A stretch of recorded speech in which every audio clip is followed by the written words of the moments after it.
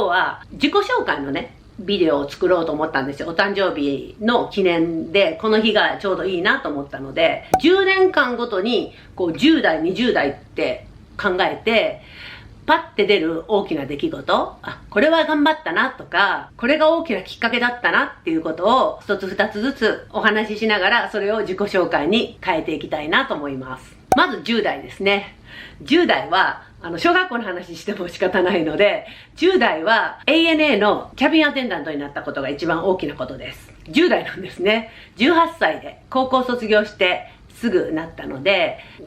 航空会社を受けてよかったなと、あの時にやっぱり憧れてたことだったので、実現して努力は報われるなとか、なんかすごく強く思えば、本当にこんな夢みたいなことが叶うんだと初めて思った時が CA になったことだと思います。それで20代ですね。24歳で結婚したので、やっぱり結婚して子供を3人産んだことだと思います。3人って言ってもね、3番目は30歳になって次の月になったので、少しね、予定日遅れたので、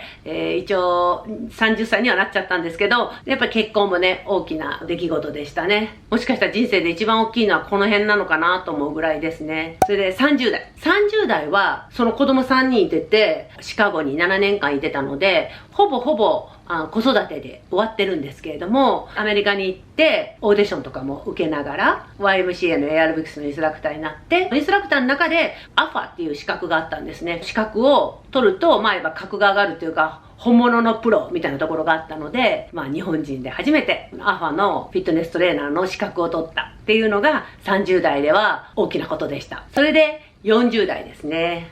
先ほども言いましたように、高校卒業して仕事に入ったので、大学に行ってなかったんですね。ちゃんと音声学から勉強したいなと思ったんですよ。子供が学校って行ってる間、時間があったんですね。だからその間私も行こうと思って、そんな全然有名な大学とかじゃないですよ。近くのシティカレッジに行って音声学を勉強しようと思って行きました。それが今起業しているこの大きな土台になります。なので、この40代で思い切って大学に行ってよかったなって思いますね。で、そのまんま日本に帰ってきて45歳ぐらいですかね。英語の発音のスクールを作ろうと思って起業し、で、今も続いてますね。それで50代。50代は仕事の方ではやっぱりその会社をやったので、私はその英語の本を出したかったんですね。勉強してきたことの集大成というか、なんかしっかりまとめたいなと思って、著書として発売できることになったので、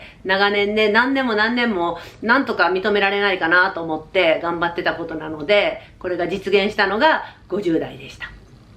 それともう一つ、プライベートでしたら、